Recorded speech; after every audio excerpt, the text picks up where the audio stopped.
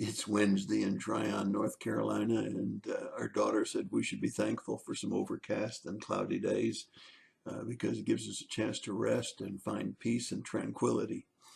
That's a positive outlook. It's like half full versus half empty. And I'm thankful for her perspective on that. Today, the word is pride or proud. It's really quite interesting when you think about it. 94 times in the scriptures it talks about pride or proud. In most cases, it's a negative thing. However, there's a number of references, particularly in just the 10 that appear in the New Testament. At least half of them are positive. Proud of somebody's accomplishment, not because you had any part in it.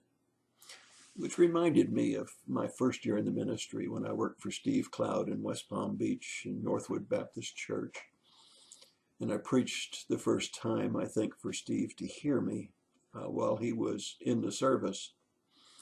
And when I came down from the pulpit and the service was over, I remember he said, "I'm proud of you." Now, he didn't say it because he had picked me as a staff member. He didn't say it because he had taught me how to preach.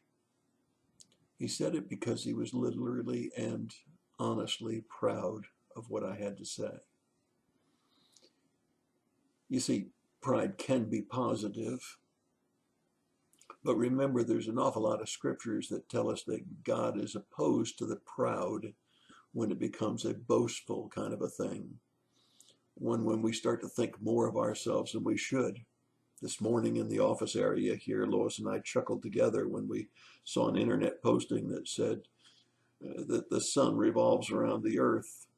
And that's a disappointment to a lot of people that think it revolves around them, or that the earth revolves around the sun, and a lot of people think that it revolves around them.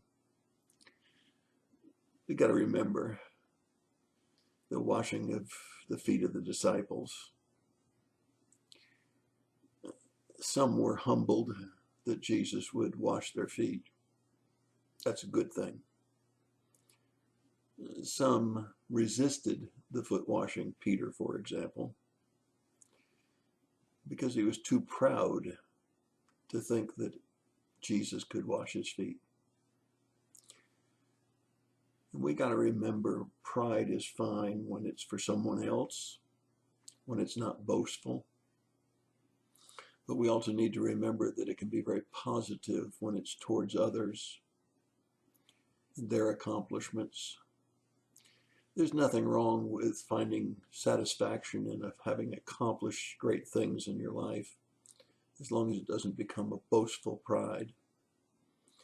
And so we need to remember the balance of pride. We also need to remember that sometimes pride is very, very bad and very sinful. For example, in 1 Peter chapter 5, verse 5, it tells us that God is opposed to the proud. In 1 John 2:16, it tells us about all sin falls in one of three categories: the lust of the eye, the lust of the flesh, and the pride of life. We need to be careful about pride, don't we? And yet we can use it as such a positive tool.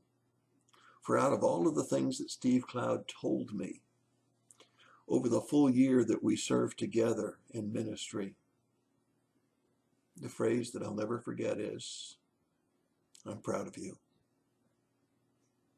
Something for us to think about, particularly as we interface with our children and our grandchildren. That's your thought for the day. God bless you and have a great day.